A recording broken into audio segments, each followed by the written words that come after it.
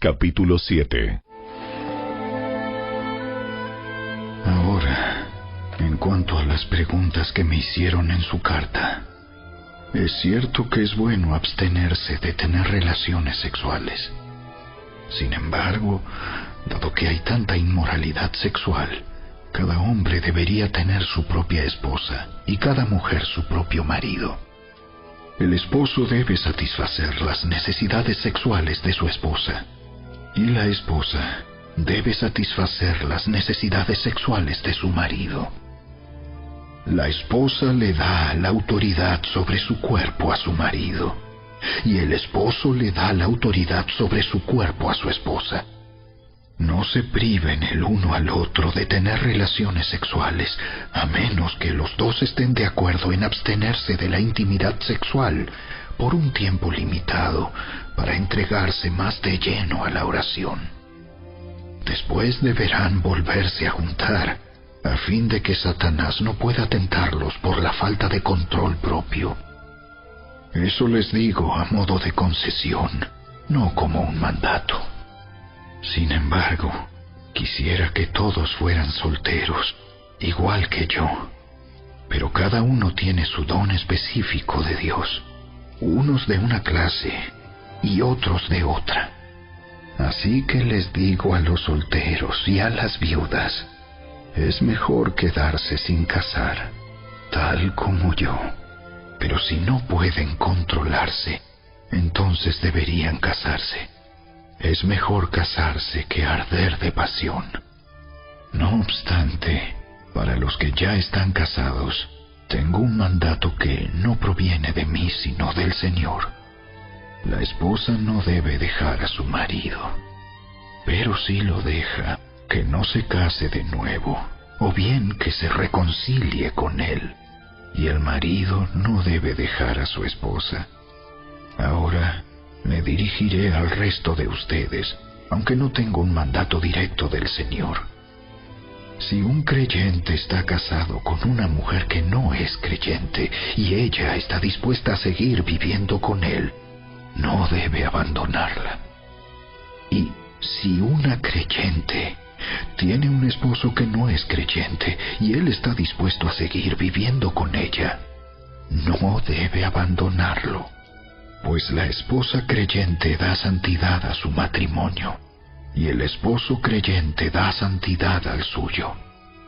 De otro modo, sus hijos no serían santos, pero ahora son santos.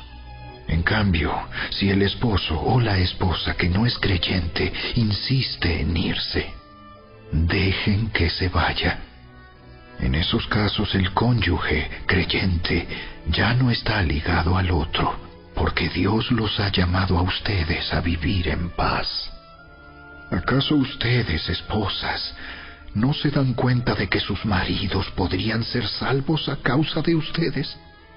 ¿Y ustedes, esposos, no se dan cuenta de que sus esposas podrían ser salvas a causa de ustedes? Cada uno debería seguir viviendo en la situación que el Señor lo haya puesto y permanecer tal como estaba cuando Dios lo llamó por primera vez. Esa es mi regla para todas las iglesias. Por ejemplo, un hombre que se circuncidó antes de llegar a ser creyente no debería tratar de revertir su condición. Y el hombre que no estaba circuncidado cuando llegó a ser creyente no debería circuncidarse ahora, pues no tiene importancia si un hombre ha sido o no circuncidado. Lo importante es cumplir los mandamientos de Dios. Cada uno debería permanecer tal como estaba cuando Dios lo llamó. ¿Eres un esclavo? No dejes que eso te preocupe. Sin embargo, si tienes la oportunidad de ser libre, aprovéchala. Y recuerda, si eras un esclavo cuando el Señor te llamó, ahora eres libre en el Señor. Y si eras libre cuando el Señor te llamó, ahora eres un esclavo de Cristo. Dios pagó un alto precio por ustedes Así que no se dejen esclavizar por el mundo. Amados hermanos, cada uno debería permanecer tal como estaba cuando Dios lo llamó por primera vez. Ahora, con respecto a la pregunta acerca de las jóvenes que todavía no se han casado, para ellas no tengo ningún mandato del Señor. Pero el Señor, en su misericordia, me ha dado sabiduría digna de confianza que les transmitiré a ustedes. Debido a la crisis actual, pienso que es mejor que cada uno se quede como está. Si tienes esposa, no procures terminar tu matrimonio. Si no tienes esposa, no busques casarte. Pero si te casas, no es pecado. Y si una joven se casa, tampoco es pecado. Sin embargo, los que se casen en este tiempo tendrán problemas, y estoy tratando de evitárselos. Déjenme decirles lo siguiente, amados hermanos. El tiempo que queda es muy breve, así que de ahora en adelante, los que estén casados no deberían concentrarse únicamente en su matrimonio. Los que lloran, o los que se alegran, o los que compran cosas, no deberían ser absorbidos por sus lágrimas, ni su alegría, ni sus posesiones. Los que usan las cosas del mundo no deberían apegarse a ellas, pues este mundo, tal como lo conocemos, pronto desaparecerá. Quisiera que estén libres de las preocupaciones de esta vida. Un soltero puede invertir su tiempo en hacer la obra del Señor y en pensar cómo agradarlo a Él. Pero el casado tiene que pensar en sus responsabilidades terrenales y en cómo agradar a su esposa. Sus intereses están divididos.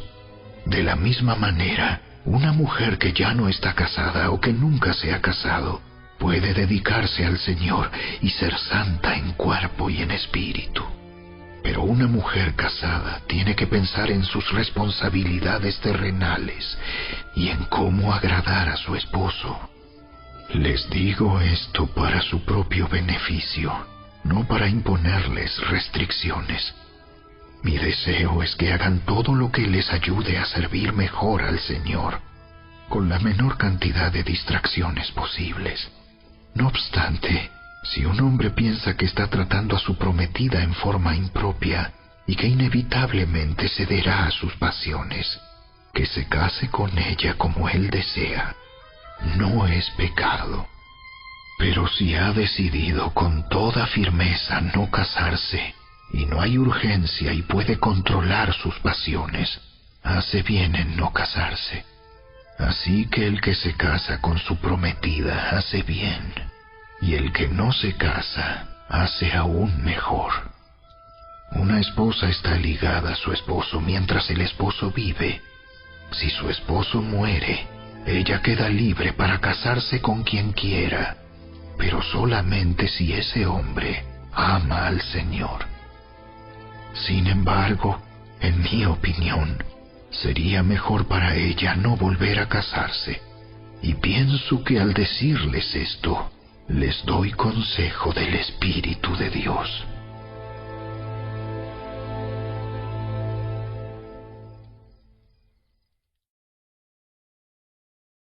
Capítulo 8.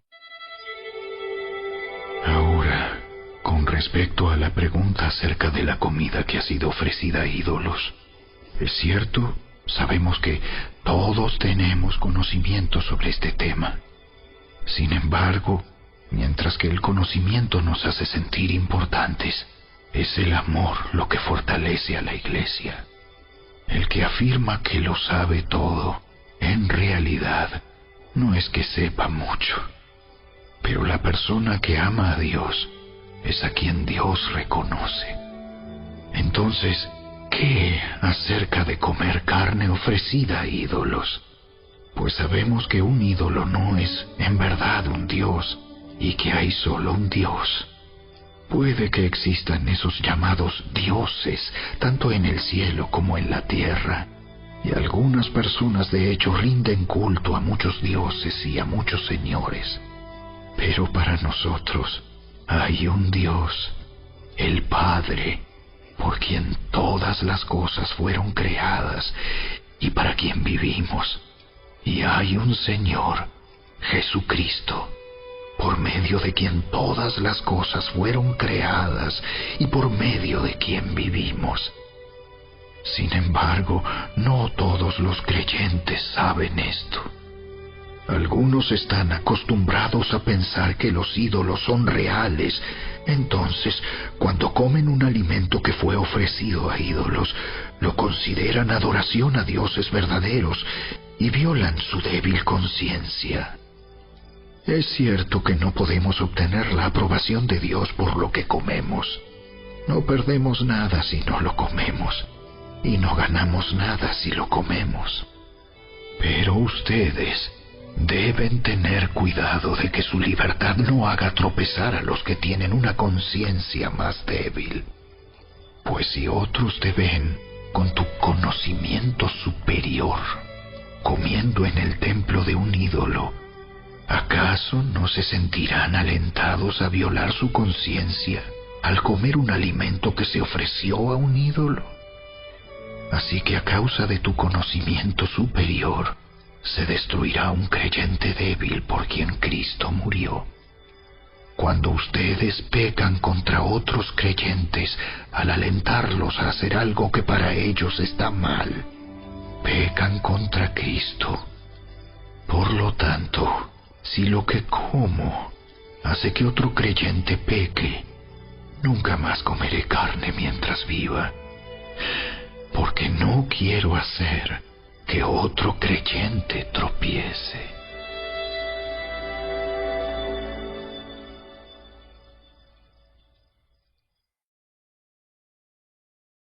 Capítulo 9. ¿Acaso no soy tan libre como cualquier otro? ¿No soy apóstol? ¿No he visto a Jesús nuestro Señor con mis propios ojos? ¿No es gracias a mi trabajo que ustedes pertenecen al Señor? Aunque otros piensen que no soy apóstol, ciertamente para ustedes lo soy. Ustedes mismos son la prueba de que soy apóstol del Señor. Esta es mi respuesta a los que cuestionan mi autoridad. ¿Acaso no tenemos derecho de hospedarnos con ustedes y compartir sus comidas? ¿No tenemos derecho a llevar con nosotros a una esposa creyente como lo hacen los demás apóstoles y los hermanos del Señor y como lo hace Pedro? ¿O Bernabé y yo somos los únicos que tenemos que trabajar para sostenernos? ¿Qué soldado tiene que pagar sus propios gastos? ¿Qué agricultor planta un viñedo y no tiene derecho a comer de su fruto? ¿A qué pastor que cuida de su rebaño de ovejas no se le permite beber un poco de la leche? ¿Expreso meramente una opinión humana? ¿O dice la ley lo mismo? Porque la ley de Moisés dice: no le pongas bozal al buey para impedirle que coma mientras trilla el grano. ¿Acaso pensaba Dios únicamente en bueyes cuando dijo eso? ¿No nos hablaba a nosotros en realidad? Claro que sí. Se escribió para nosotros, a fin de que tanto el que ara como el que trilla el grano puedan esperar una porción de la cosecha. Ya que hemos plantado la semilla espiritual entre ustedes, ¿no tenemos derecho a cosechar el alimento y la bebida material? Si ustedes sostienen a otros que les predican, ¿no deberíamos tener nosotros aún mayor derecho a que nos sostengan? Pero nunca nos hemos valido de ese derecho. Preferiríamos soportar cualquier cosa antes que ser un obstáculo a la buena noticia acerca de Cristo. ¿No se dan cuenta de que los que trabajan en el templo obtienen sus alimentos de las ofrendas que se llevan al templo? Y los que sirven en el altar reciben una porción de lo que se ofrece como sacrificio. Del mismo modo, el Señor ordenó que los que predican la buena noticia sean sostenidos por los que reciben el beneficio del mensaje. Sin embargo, yo jamás me he valido de ninguno de esos derechos. Y no escribo esto para sugerir que es mi deseo comenzar a hacerlo ahora. De hecho, preferiría morir antes que perder mi derecho a jactarme de predicar sin cobrar. Sin embargo, predicar la buena noticia no es algo de lo que pueda jactarme. Estoy obligado por Dios a hacerlo. ¡Qué terrible sería para mí si no predicara la buena noticia! Si lo hiciera por mi propia iniciativa, merecería que me paguen, pero no tengo opción, porque Dios me ha encomendado este deber sagrado. ¿Cuál es entonces mi paga? Es la oportunidad de predicar la buena noticia sin cobrarle a nadie. Por esa razón, nunca reclamo mis derechos cuando predico la buena noticia. A pesar de que soy un hombre libre y sin amo, me he hecho esclavo de todos para llevar a muchos a Cristo. Cuando estaba con los judíos, vivía como un judío para llevar a los judíos a Cristo. Cuando estaba con los que siguen la ley judía, yo también vivía bajo esa ley. A pesar de que no estoy sujeto a la ley, me sujetaba a ella para poder llevar a Cristo a los que están bajo la ley. Cuando estoy con los gentiles, quienes no siguen la ley judía, yo también vivo independiente de esa ley para poder llevarlos a Cristo. Pero no ignoro la ley de Dios. Obedezco la ley de Cristo. Cuando estoy con los que son débiles, me hago débil con ellos, porque deseo llevar a los débiles a Cristo. Sí, con todos trato de encontrar algo que tengamos en común, y hago todo lo posible para salvar a algunos. Hago lo que sea para difundir la buena noticia y participar de sus bendiciones. ¿No se dan cuenta de que en una carrera todos corren, pero solo una persona se lleva el premio?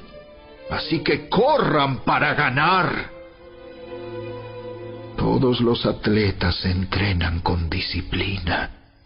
Lo hacen para ganar un premio que se desvanecerá. Pero nosotros lo hacemos por un premio eterno. Por eso yo corro cada paso con propósito. No solo doy golpes al aire. Disciplino mi cuerpo como lo hace un atleta. Lo entreno para que haga lo que debe hacer. De lo contrario, temo que después de predicarles a otros, yo mismo quedé descalificado.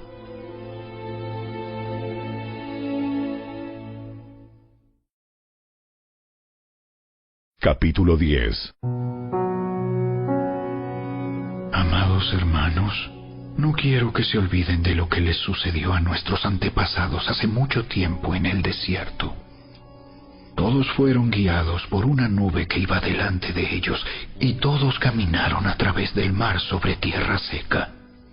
Todos ellos fueron bautizados en la nube y en el mar como seguidores de Moisés. Todos comieron el mismo alimento espiritual, y todos bebieron la misma agua espiritual, pues bebieron de la roca espiritual que viajaba con ellos, y esa roca era Cristo. Sin embargo, Dios no se agradó con la mayoría de ellos, y sus cuerpos fueron dispersados por el desierto. Esas cosas sucedieron como una advertencia para nosotros, a fin de que no codiciemos lo malo como hicieron ellos, ni rindamos culto a ídolos como hicieron algunos de ellos. Como dicen las Escrituras, el pueblo celebró con abundante comida y bebida, y se entregó a diversiones paganas. Y no debemos cometer inmoralidad sexual, como hicieron algunos de ellos, lo cual causó la muerte de 23,000 personas en un solo día. Tampoco deberíamos poner a prueba a Cristo, como hicieron algunos de ellos, y luego murieron mordidos por serpientes. Y no murmuren como lo hicieron algunos de ellos, y luego el ángel de la muerte los destruyó. Esas cosas les sucedieron a ellos como ejemplo para nosotros. Se pusieron por escrito para que nos sirvieran de advertencia a los que vivimos en el fin de los tiempos. Si ustedes piensan que están firmes, tengan cuidado de no caer. Las tentaciones que enfrentan en su vida no son distintas de las que otros atraviesan. Y Dios es fiel. No permitirá que la tentación sea mayor de lo que puedan soportar. Cuando sean tentados, Él les mostrará una salida para que puedan resistir. Por lo tanto, mis queridos amigos, huyan de la adoración a los ídolos. Ustedes son personas razonables. Juzguen por sí mismos si lo que digo es cierto. Cuando bendecimos la copa en la mesa del Señor, ¿no participamos en la sangre de Cristo? Y cuando partimos el pan, ¿no participamos en el cuerpo de Cristo? Aunque somos muchos, todos comemos de un mismo pan, con lo cual demostramos que somos un solo cuerpo. Piensen en el pueblo de Israel. ¿No estaban unidos al comer de los sacrificios del altar? ¿Qué es lo que trato de decir? ¿Que la comida ofrecida a ídolos tiene alguna importancia o que los ídolos son dioses verdaderos? No, de ninguna manera. Lo que digo es que esos sacrificios se ofrecen a los demonios, no a Dios. Y no quiero que ustedes tengan parte con los demonios. Ustedes no pueden beber de la copa del Señor y también de la copa de los demonios. No pueden comer de la mesa del Señor y también de la mesa de los demonios. ¿Qué? ¿Acaso nos atreveremos a despertar los celos del Señor? ¿Piensan que somos más fuertes que Él? Ustedes dicen, se me permite hacer cualquier cosa, pero no todo les conviene. Dicen, se me permite hacer cualquier cosa, pero no todo trae beneficio. No se preocupen por su propio bien, sino por el bien de los demás. Así que pueden comer cualquier carne que se venda en el mercado, sin preguntar nada por motivos de conciencia, pues la tierra es del Señor y todo lo que hay en ella.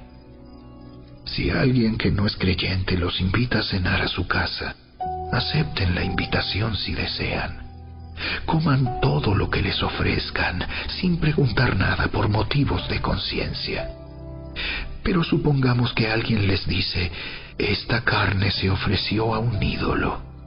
No la coman, por respeto a la conciencia del que lo dijo.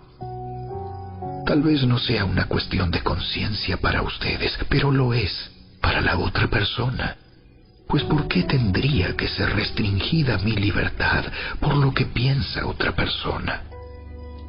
Si puedo darle gracias a Dios por la comida y disfrutarla, ¿por qué debería ser condenado por comerla? Así que, sea que coman o beban o cualquier otra cosa que hagan, háganlo todo para la gloria de Dios. No ofendan a los judíos, ni a los gentiles, ni a la iglesia de Dios. Yo también trato de complacer a todos en todo lo que hago. No hago solo lo que es mejor para mí. Hago lo que es mejor para otros, a fin de que muchos sean salvos.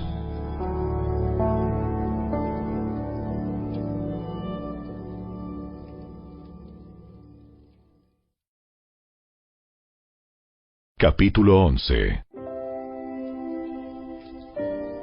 Y ustedes deberían imitarme a mí, así como yo imito a Cristo. Cuánto me alegro de que ustedes siempre me tienen en sus pensamientos y de que siguen las enseñanzas que les transmití. Pero hay algo que quiero que sepan. La cabeza de todo hombre es Cristo. La cabeza de la mujer es el hombre y la cabeza de Cristo es Dios. El hombre deshonra su cabeza si se cubre la cabeza mientras ora o profetiza. En cambio, la mujer deshonra su cabeza si ora o profetiza sin cubrirse la cabeza, porque es como si se la rapara. Efectivamente, si ella se niega a ponerse algo para cubrirse la cabeza, debería cortarse todo el cabello, ya que es vergonzoso que la mujer se corte el cabello o se rape la cabeza. Debería cubrírsela con algo. El hombre no debería ponerse nada sobre la cabeza cuando adora a Dios, porque el hombre fue hecho a la imagen de Dios y refleja la gloria de Dios, y la mujer refleja la gloria del hombre, pues el primer hombre no provino de ninguna mujer, sino que la primera mujer provino de un hombre, y el hombre no fue hecho para la mujer, sino que la mujer fue hecha para el hombre. Por esta razón, y debido a que los ángeles observan, la mujer debería cubrirse la cabeza para mostrar que está bajo autoridad. Sin embargo, entre el pueblo del Señor, las mujeres no son independientes de los hombres, y los hombres no son independientes de las mujeres. Pues aunque la primera mujer provino de un hombre, todos los demás hombres nacieron de una mujer, y todo proviene de Dios. Juzguen por sí mismos. ¿Es correcto que una mujer ore a Dios en público sin cubrirse la cabeza? ¿No es obvio que es vergonzoso que un hombre tenga el cabello largo? ¿Acaso el cabello largo no es el orgullo y la alegría de la mujer? Pues se le dio para que se cubra. Pero si alguien quiere discutir este tema, simplemente digo que no tenemos otra costumbre más que esa, y tampoco la tienen las demás iglesias de Dios. En las siguientes instrucciones no puedo elogiarlos, pues parece que hacen más daño que bien cuando se juntan. Primero, oigo que hay divisiones entre ustedes cuando se reúnen como iglesia, y hasta cierto punto lo creo. Así que, por supuesto que tiene que haber divisiones entre ustedes, para que los que tienen la aprobación de Dios sean reconocidos. Cuando ustedes se reúnen, la verdad es que no les interesa la cena del Señor, pues algunos se apresuran a comer su propia comida y no la comparten con los demás. Como resultado, algunos se quedan con hambre mientras que otros se emborrachan. ¿Qué? ¿Acaso no tienen sus propias casas para comer y beber? ¿O de veras quieren deshonrar a la iglesia de Dios y avergonzar a los pobres? ¿Qué se supone que debo decir? ¿Quieren que los elogie? Pues bien, de ninguna manera los elogiaré por esto. Pues yo les transmito lo que recibí del Señor mismo. La noche en que fue traicionado, el Señor Jesús tomó pan y dio gracias a Dios por ese pan. Luego lo partió en trozos y dijo: Esto es mi cuerpo, el cual es entregado por ustedes. Hagan esto en memoria de mí. De la misma manera, tomó en sus manos la copa de vino después de la cena y dijo: Esta copa es el nuevo pacto entre Dios y su pueblo, un acuerdo confirmado con mi sangre. Hagan esto en memoria de mí todas las veces que la beban, pues cada vez que coman este pan y beban de esta copa, anuncian la muerte del Señor hasta que Él vuelva. Por lo tanto, cualquiera que coma este pan o beba de esta copa del Señor en forma indigna, es culpable de pecar contra el cuerpo y la sangre del Señor. Por esta razón, cada uno debería examinarse a sí mismo antes de comer el pan y beber de la copa. Pues si alguno come el pan y bebe de la copa sin honrar el cuerpo de Cristo, come y bebe el juicio de Dios sobre sí mismo. Esa es la razón por la que muchos de ustedes son débiles y están enfermos, y algunos incluso han muerto. Si nos examináramos a nosotros mismos, Dios no nos juzgaría de esa manera. Sin embargo, cuando el Señor nos juzga, nos está disciplinando para que no seamos condenados junto con el mundo. Así que, mis amados hermanos, cuando se reúnan para la cena del Señor, espérense unos a otros. Si de veras tienen hambre, cada uno coma en su casa, a fin de no traer juicio sobre ustedes mismos cuando se reúnan. Les daré instrucciones sobre los demás asuntos después de mi llegada.